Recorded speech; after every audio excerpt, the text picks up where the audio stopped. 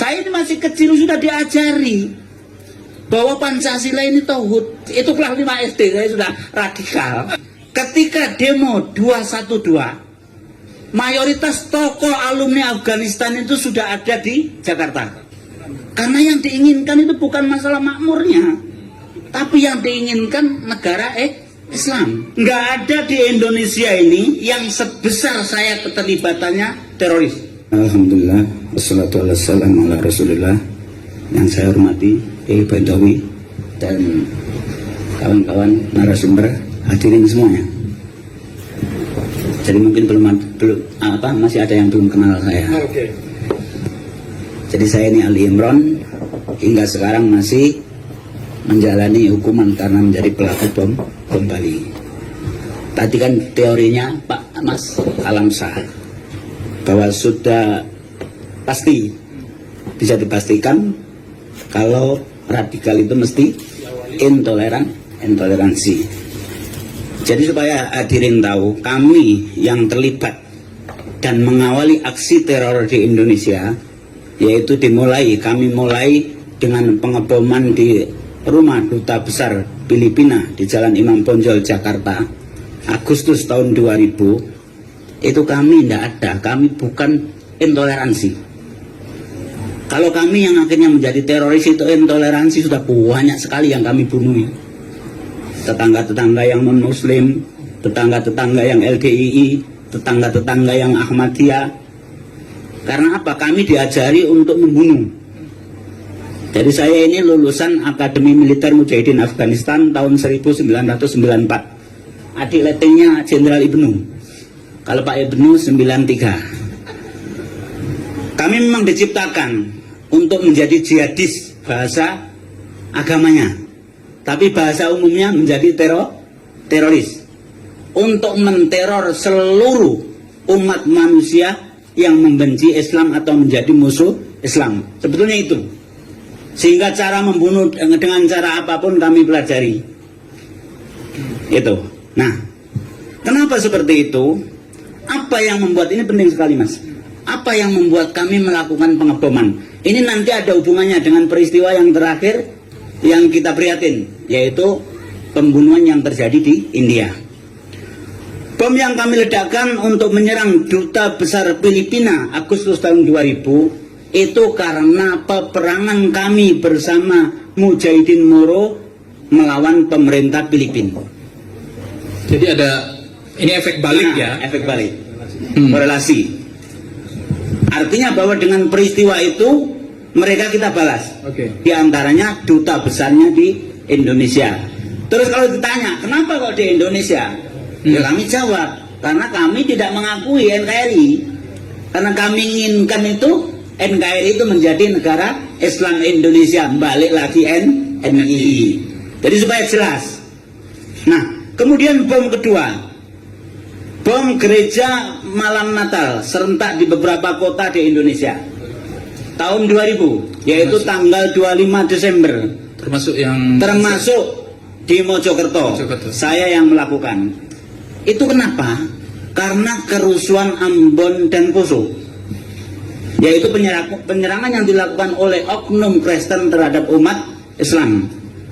Oleh karena itu Hambali itu senior saya di Afghanistan yang sekarang dipenjara di Guantanamo, Amerika, oleh Amerika, datanglah ke Indonesia. Waktu itu dia di Malaysia. Dia ngajak kami, dia pertama mengatakan kalau orang Kristen bisa menyerang umat Islam ketika Hari Raya Idul Fitri, kenapa kita nggak bisa memberi peringatan mereka ketika mereka Natalan? Nah, itu yang kedua. Yang ketiga, bom atrium Senen. Itu adalah tujuannya untuk menyerang para pendeta yang mau pertemuan di situ, membicarakan masalah Ambon sama Poso. Jadi mau dibom dengan bom tas. Nah, pelakunya ini orang Malaysia, masih pakai jam Malaysia, lebih cepat 1 jam dari yang dijadwalkan. Jadi sampai ke Indonesia jamnya belum diputar. Sampai nyetel bomnya pun belum diputar. Seharusnya bom 1 jam kemudian meledaknya sudah 1 jam kemudian ketika dibawa. Kemudian bom Bali. Bom yang keempat berarti. Ini adalah untuk membalas pasca runtuhnya WTC, Amerika menyerang Afghanistan, orang sipil pun kena, kami ada hubungannya dengan Afghanistan, maka kita seranglah orang-orang bule di Bali, karena banyaknya orang bule adalah di Bali. Jadi perlu diketahui bahwa alumni Afghanistan sama Filipina, teman-teman kami dalam Jamaah Islamiyah itu tidak kurang dari 400 orang. Yang terlibat pengeboman baru 20 orang. Berarti ada 380 orang itu alhamdulillah sampai sekarang tidak ada yang terlibat. Mudah-mudahan nggak terlibat lagi dengan aksi-aksi seperti itu. Makanya setiap ada sesuatu kejadian yang bernuansa sara, itu terutama terhadap Islam, saya paling ngeri. Karena jangan-jangan nanti pemikiran kawan-kawan itu begitu ada kejadian seperti ini langsung akan membalas. Itu. Nah itu, jadi patut kita khawatirkan, tetapi kita, terutama tokoh masyarakat, semua lapisan masyarakat, semua pihak ini harus berusaha supaya kejadian seperti India ini tidak terjadi lagi. Bukan maksudnya begini, kejadian yang seperti itu jangan terulang lagi. Kemudian jangan sampai kita membalas, karena nggak ada gunanya. Beberapa tahun yang lalu ketika kejadian Rohingya, itu kan ada kawan-kawan teroris Indonesia yang membalas, tapi bukan Jamaah Islamiyah. Ngebom ke Dubes Myanmar, tapi pakai bom lontong. Jadi istilah bom lontong yang begini, ketika jihad di Ambon itu kan kami itu membuat granat buatan untuk menyerang umat Kristen. Granat buatan ini ya seperti lontong, ya. Jadi paralon besi itu kemudian kita isi bom, baru kita lempar. Nah, ngebom ke Dubes Myanmar pakai itu, belum apa-apa sudah ditangkap oleh Pak Ibnu dan kawan-kawan Densus. Nah, itu. Jadi itu nggak ada gunanya. Maka jangan lagi seperti itu. Cukuplah kita doakan para kiai, Pak Baidowi dan kawan-kawan NU semuanya pandai berdoa, munajat supaya tidak ada pembalasan dan tidak ada kejadian. Amin, amin. Para hadirin semua, khususnya Mas yang tanya tadi, Mas Boy. jadi dalam masalah deradikalisasi itu saya merasa saya yang paling tanggung jawab. Oke. Untuk mengembalikan pemikiran itu. Oleh karena itu saya sampai konslet sama kakak saya Ali Gufron alias Mukhlas dan Amrozi, plus kawan saya satu leteng di Afghanistan Imam Samudra, ketika kami sama-sama sudah ditangkap di Mapolda Bali. Waktu itu saya ajak, ayo kita sadar, bom Bali kita niatkan untuk jihad. Kita harus ingat, jihad sejak zaman disyariatkannya oleh Allah kepada Nabi Muhammad.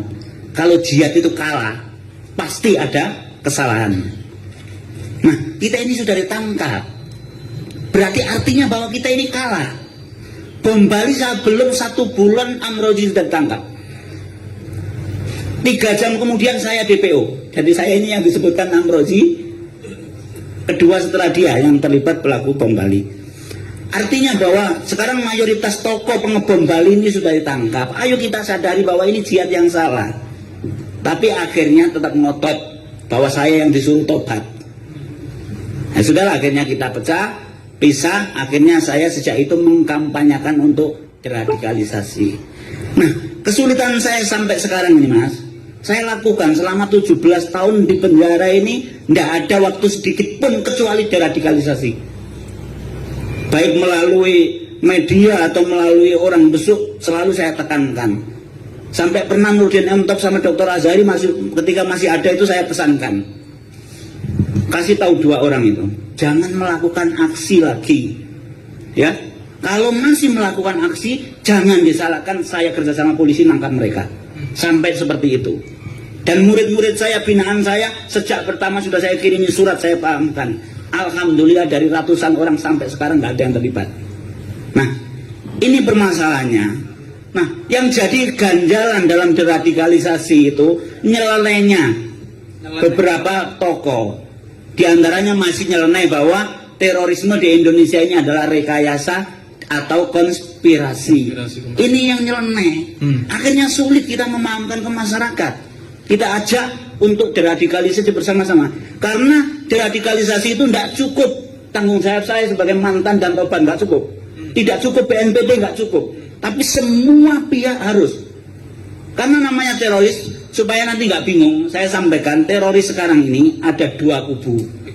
Satu yaitu Al-Qaeda dan yang berafiliasi dengannya. Yang kedua ISIS dan berafiliasi dengannya. Masing-masing ini bermusuhan. Bermusuhan dua kubu ini kita harus bersyukur daripada bersatu. Dan gitu. Jadi supaya nanti tidak bingung, ada perbedaan. Nah kami ini JI, Darul Islam dan kawan-kawan ini afiliasinya tetap ke Al-Qaeda. Itu tadi supaya nggak bingung. Itu kami juga yang berafiliasi ke Al-Qaeda ini juga dimusuhi oleh ISIS. Jadi yang pertama dijadikan musuh oleh ISIS itu justru jihadis atau teroris yang afiliasinya ke Al-Qaeda. Nah seperti ini tantangan. Oleh karena itu bahwa kita yang cinta NKRI ini harus semua pihak harus terlibat dalam deradikalisasi. Kalau yang misalkan belum tahu caranya bagaimana, monggo sowan besok saya ke rutan narkoba Polda Metro Jaya. Saya akan terima, saya akan kasih resep-resep bagaimana di masyarakat untuk menghadapi ideologi mereka ini, baik yang ISIS ataupun yang Al-Qaeda. Oke. Terima kasih. Tapi saya ada pertanyaan sedikit. Ini sering kita mendengar begini. Orang itu kalau sudah ketemu teroris di penjara, itu boro-boro malah dia jadi teroris juga katanya. Jadi semacam menjadi institusi, malah kayak jadi kampus. Penyebar itu benar terjadi itu bagaimana? Benar. Tapi kan saya kan hanya merekomendasikan ke saya, bukan ke yang lain. Kalau ke yang lain lebih bahaya.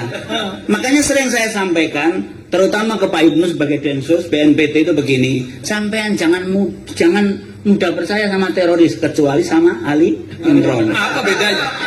Apa bedanya Ali Imron dengan yang lain? Beda, karena saya sudah teruji. Kan gitu. Teruji betul-betul meluruskan.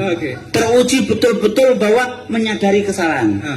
Itu. Dan itu Pak Ibnu dan kawan-kawan yang tahu bagaimana saya teruji. Nanti saya tanya ke Pak Ibnu. Ya.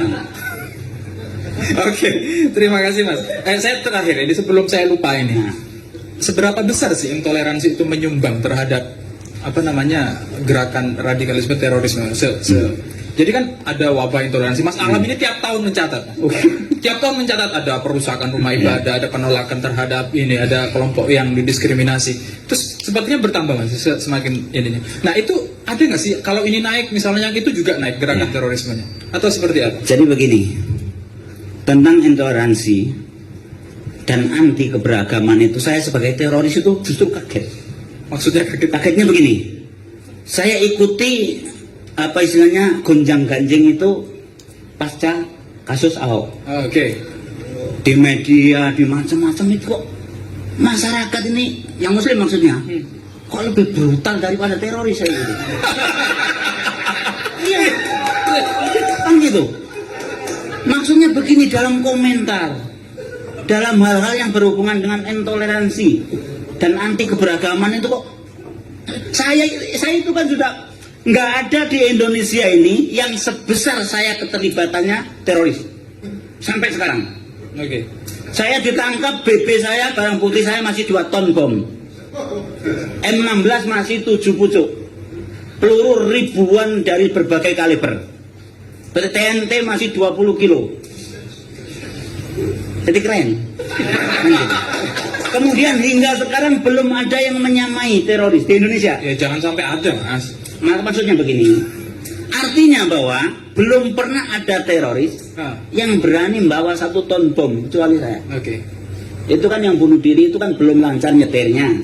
Jadi mau bunuh diri itu minta diantar oleh korlapnya, coba mendekati Sari Club baru saya kasihkan itu. Nah, ini kan sudah paling atas lah, kalau radikal itu paling atas, teroris paling keren lah katakan. Paling atas.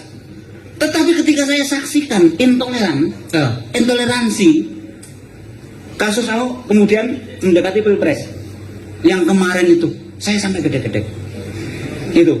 Kok seperti itu kan gitu. Nah, apakah ini yang harus kita luruskan? Masalah intoleransi dalam Islam ini adalah ajaran Islam. Toleransi itu ajaran Islam. Berarti kebalikannya, kalau intoleransi berarti bukan ajaran Islam.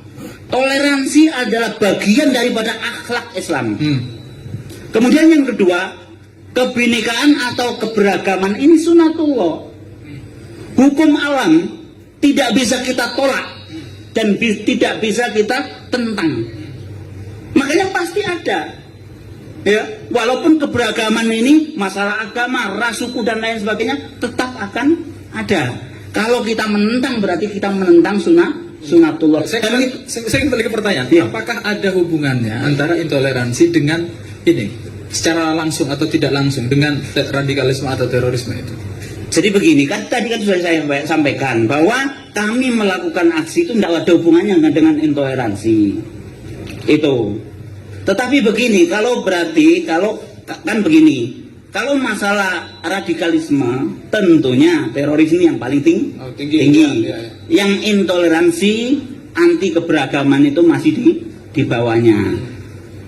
Tetapi kalau selama ini apa yang terjadi, yang kami lakukan itu tidak ada hubungannya dengan intoleransi. Oke. Karena kami menerima, kami sebagai teroris itu menerima.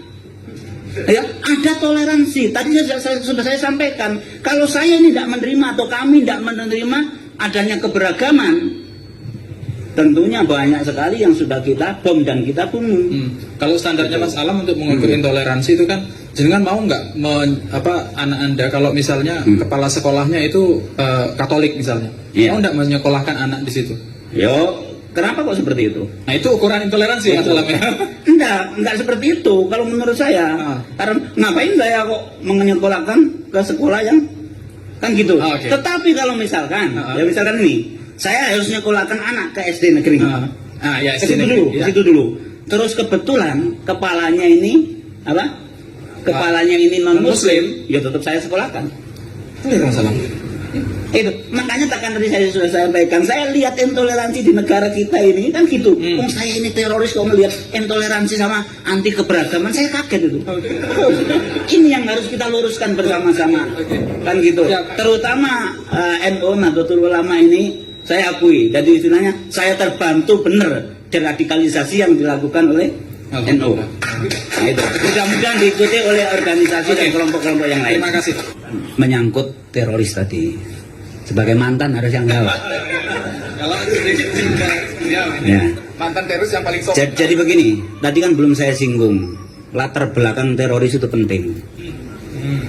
Iya penting. Jadi latar belakang kami itu kan yang ngawali aksi teror di Indonesia. Kami ini adalah penerus Negara Islam Indonesia, NII, yang dulu diproklamirkan oleh Kartosuwiryo tahun 1949. Kami ini pelaku bom Bali itu generasi keempat. Nah, jadi begini, apakah pemikiran itu eksklusif atau dan lain sebagainya, itu menurut saya itu nanti malah membingungkan. Karena pemikiran eksklusif itu apa toh kan gitu. Yang terpenting itu bahwa ini. Nah, kemudian akhirnya meskipun tidak sebagai penerus daripada NII, akhirnya terbawa oleh kami. Perpecahan antara kelompok yang afiliasinya ke Al-Qaeda dengan ISIS itu kan baru saja. Ketika jihad Irak sama Suriah. Itu. Nah, adapun masalah ideologi sama sebetulnya. Ada dua prinsip yang dimiliki oleh teroris. Satu, negara Islam. Dua adalah melaksanakan jihad fi sabilillah.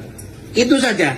Jadi meskipun sekarang ini Indonesia NKRI ini makmur, semakmur-makmurnya lebih daripada Singapura, tetap saja akan ada teroris. Karena yang diinginkan itu bukan masalah makmurnya, tapi yang diinginkan negara Islam dan keinginan untuk bisa melaksanakan jihad fi sabilillah. Nah, warga NU nggak usah resah, karena sampai sekarang ini menurut saya dan yang saya ikuti nggak ada orang NU itu yang terlibat bersama kami, nggak ada. Itu. Apa tuh perbedaannya? Perbedaannya begini. Saya ini madrasah ibtidaiyahnya di Gupi. Gupi itu adalah milik Golkar. Gabungan usaha apa istilahnya pembaruan pendidikan Islam. Tapi begitu saya kelas 5, akhirnya dijadikanlah Ma'arif. Jadi saya itu sekolah di Ma'arif kelas 6. Ya, Ma'arif. Tidak ada ajaran dari Gupi, apalagi dari Ma'arif yang mengarah ke radikal. Ingat bahwa cerita saya itu saya kelas 5 itu sudah kelas 5 SD Ibtidaiyah itu sudah menurunkan lambang negara Garuda itu. Dari mana acaranya? Dari kakak saya Mukhlas yang dieksekusi itu, pimpinan bom Bali. Pada waktu itu Mukhlas sekolah di Pondok Pesantren Al Mukmin Ruki Solo. Pondoknya Ustaz Abu Bakar Basir. Begitu Mukhlas liburan, saya ini masih kecil sudah diajari bahwa Pancasila ini tauhid. Pada waktu itu presidennya kan Soeharto tauhid. Polisi tauhid, tentara tauhid. Jadi apa label-label itu sudah saya dengarkan sejak kecil. Lah Bapak almarhum itu kan Cari Sekdes. Waktu itu namanya Cari, ya harus ada foto wakil presiden plus Pancasila. Saya turunkan itu karena diajari oleh Mukhlas. Itu kelas 5 SD, saya sudah radikal. Kan gitu. Nah, sekarang ini tugas kita kan sudah ngerti itu. Jadi bahwa di situ tidak jauh. Yang akhirnya ISIS pun dari sana. Itu. Jadi dari pendidikan yang sejak dini. Adapun nanti misalkan dalam perjalanan ada yang dicomot itu orang yang diantaranya sekarang Armasan yang bom di mobil itu orang Malimping. Ini dia pernah jadi preman, pernah kasus curanmor, kemudian dia ingin tobat. Kalau tobat ini ketemu orang NU atau orang Muhammadiyah mesti dinasihati, kamu harus memperbaiki sholat kamu, kalau nanti punya duit umroh kan begitu. Ini kalau normal, ketemu ustadznya nggak normal. Waduh, dosamu ini banyak. Nggak bisa dihilangkan kecuali kamu berada di medan jihad dan mati syahid, ya wis. Kan gitu. Nah, jadi sekali lagi bahwa pendidikan yang akhirnya mengarah ke terorisme, kita bahas terorisme. Karena nanti sering saya katakan bahwa radikal itu ada dua. Yang benar-benar radikal yaitu teroris, terus yang setengah radikal. Setengah radikal ini siapa toh? Setengah radikal ini katanya masih mau Pancasila, masih mau NKRI, tetapi menggerogoti Pancasila dan NKRI, mau juga duitnya pemerintah, mau juga duitnya negara. Kalau yang radikal teroris nggak mau duit itu, nggak mau. Jangankan masalah itu, ini ada pegawai negeri yang infak sedekah kita nggak kita terima. Karena menurut kami bahwa gaji pegawai negeri adalah minimal syubhat, kalau nggak haram. Itu kami. Makanya ini nomor satu radikal adalah teroris. Ada setengah radikal. Nah tadi kan pertanyaannya menjawab, apakah mungkin yang setengah radikal ini bisa jadi radikal atau teroris? Sudah sering saya coba, saya ajak nggak berani mereka. Gitu. Karena apa? Karena apa? Karena mereka nggak mau resiko. Itu. Kenapa? Sekarang masalah duit. Ketika kami mempersiapkan bom di Bali, itu duit sepeser pun nggak dikasih. Ini. Jadi yang memberi duit kita kalau mau makan itu bagian akomodasi Amroji sama Idris. Kita kosong, nggak dikasih apa-apa.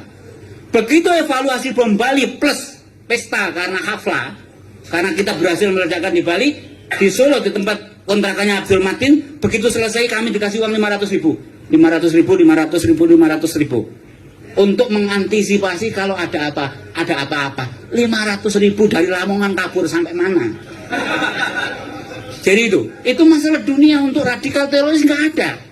Makanya yang setengah radikal itu sering saya ajak, jangan nanggung jadi radikal, ayo gabung dengan kami. Oh kalau mau gitu rame sudah gitu. Itu, nah seperti itu. Nah itu, jadi itu Mas, tugas kita ini bagaimana sejak dini ini kita antisipasi supaya pemahaman radikal ini tidak sampai ke apa istilahnya masyarakat kita atau generasi kita. Terakhir buat jenengan ini, tadi sempat disinggung adanya hubungan antara terorisme dengan iklim politik. Itu benar nggak ada? Saya ketika politik berkembang terus radikalisme. Nah jadi begini. Kalau orang normal itu yang didambakan kedamaian. Tapi kalau teroris yang didambakan adalah kerusuhan.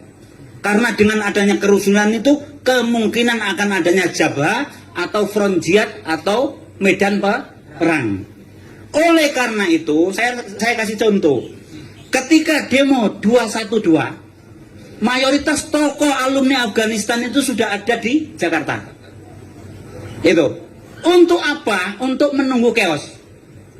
Jadi kalau sampai waktu itu para pendemo tidak sabar terus konslet sama polisi atau TNI, tepuk tangan ini teroris itu. Karena ada medan. Jadi itu yang dimanfaatkan oleh mereka. Jadi untuk supaya ada ini chaos. Iya, kalau untuk terjun ke politik nggak ada, sampai sekarang teroris nggak ada yang terjun ke dunia politik. Tapi ngompor-ngompori supaya nanti terbentuk bukan negara Islam dulu tapi chaos. Nah, ini juga harus kita sabar. Oleh karena itu begitu saya ditangkap pertama kali, saya sudah sampaikan ke Mabes Polri waktu itu yang nangkap saya, jangan sampai terjadi peristiwa Ambon sama Poso. Ini yang harus kita antisipasi. Perusuhan yang bernuansa SARA inilah yang menyebabkan teroris ini tepuk tangan, dalam artian bahwa di situ ada medan jihad. Makanya jangan sampai, mohon kita bersabar. Lintas agama ayo kita bersabar, jangan sampai ada kerusuhan yang seperti itu. Nah, ini harus ditokohi oleh NU karena NU itu sudah dekat dengan semua agama.